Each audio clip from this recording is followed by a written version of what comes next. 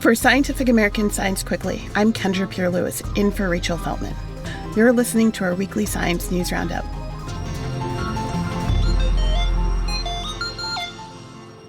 First, we have an update on measles cases in the United States. South Carolina's measles outbreak grew to nearly 1,000 cases last week, according to data from the State Department of Health. The outbreak, which began last October, was part of a wave of measles outbreaks across the country that began in 2025. According to the Centers for Disease Control and Prevention, there were 50 reported measles outbreaks last year, contributing to more than 2,200 confirmed cases and 3 deaths. That was the largest number of confirmed measles cases since the U.S. was declared measles-free in 2000. So far this year, there have been more than 1,100 confirmed cases, according to the CDC. The vast majority have been among unvaccinated people. The surge in cases is pushing the U.S. dangerously close to losing its measles-free status.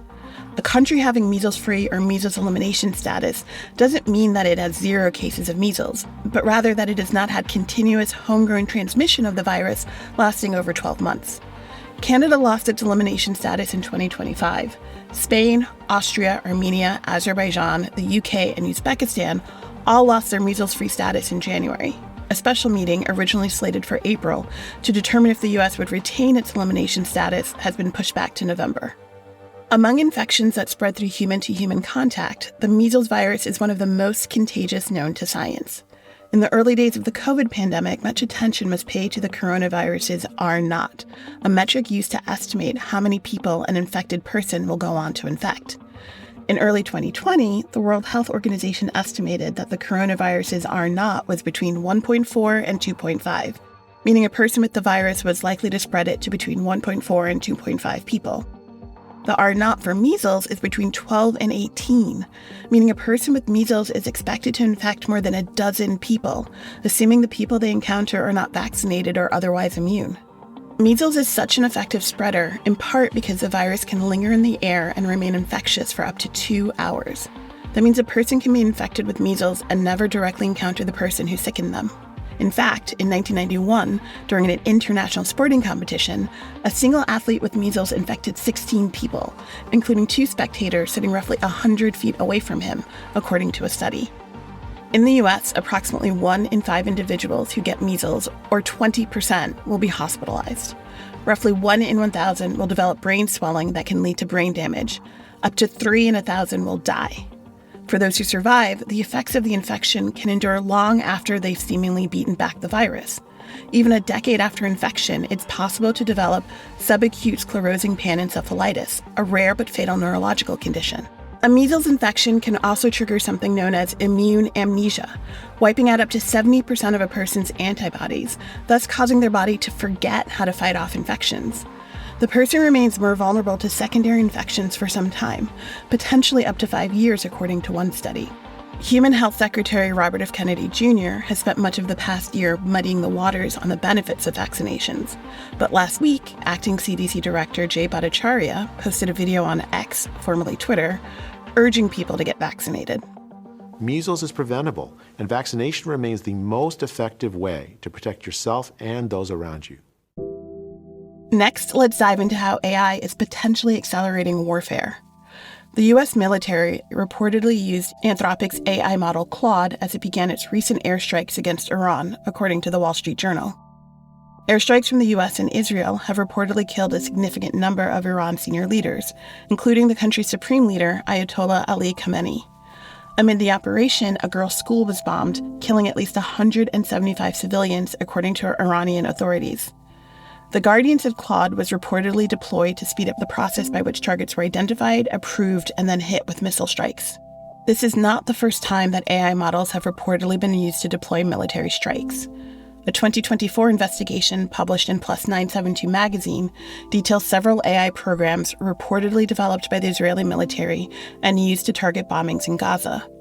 The article alleges that Israeli military leaders allowed an AI program called Lavender to generate so-called kill lists, with no requirement to thoroughly vet the underlying data or check why the AI made the choices it made.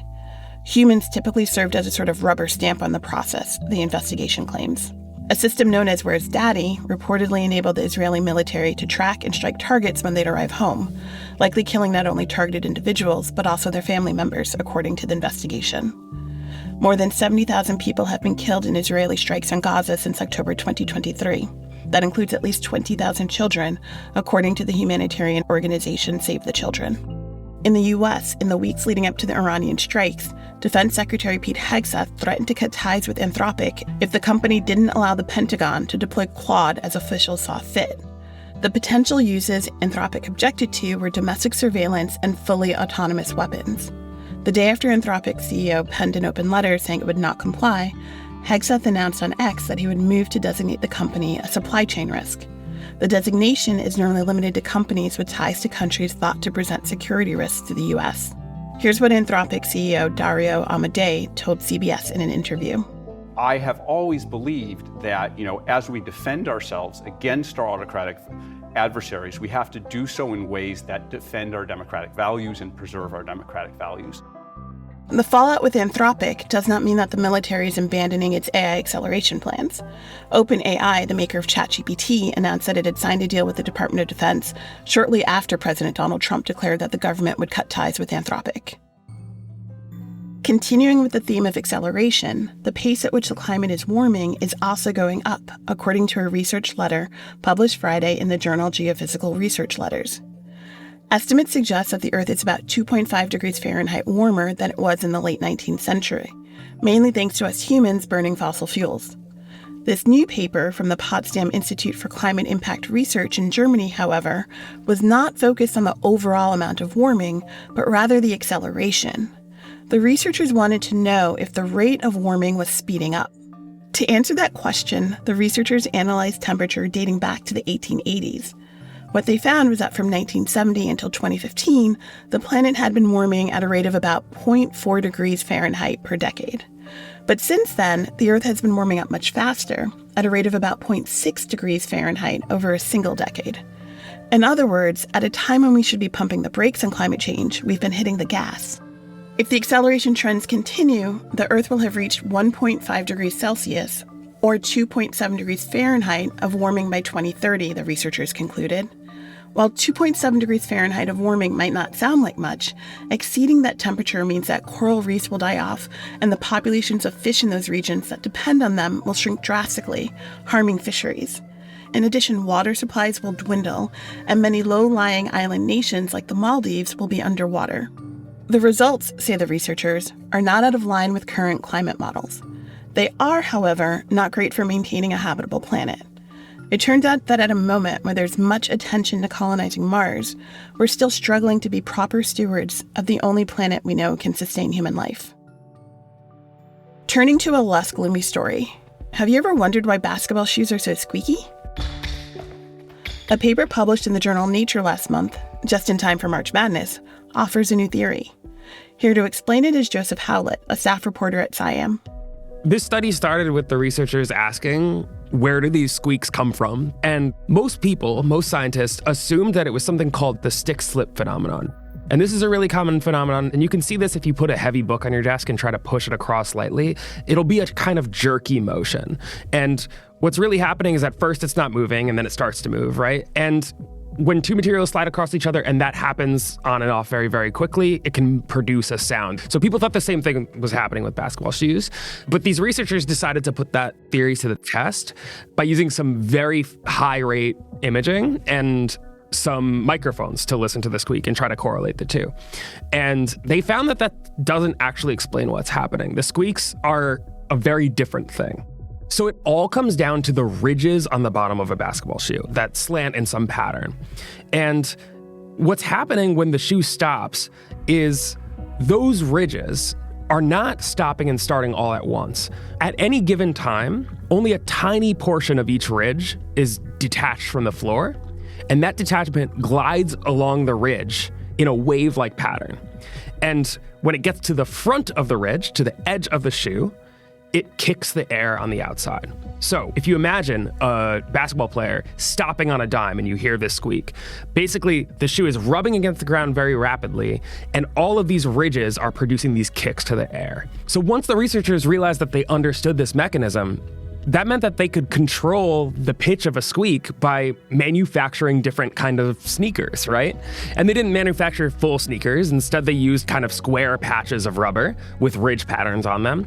And based on the ridge geometry, it made different sounds. So to demonstrate this, one of the researchers said we could have just made a graph, but that's no fun.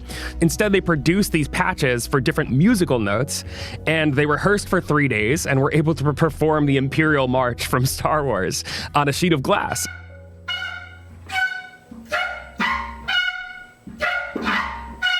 It took 3 of them, and it took lots of practice, but they said it was worth it. That's all for today. Tune in on Wednesday when we dig into the hit television show The Traitors and how to suss out the traitors from the faithfuls. Science Quickly is produced by me, Kendra Pierre-Louis, along with Fonda Mwangi, Sushmita, Pathak, and Jeff DelViscio. This episode was edited by Alex Sugiura. Shayna Posses and Aaron Shattuck fact-check our show. Our theme music was composed by Dominic Smith. Subscribe to Scientific American for more up-to-date and in-depth science news. For Scientific American, this is Kendra Pierre-Louis. Have a great week.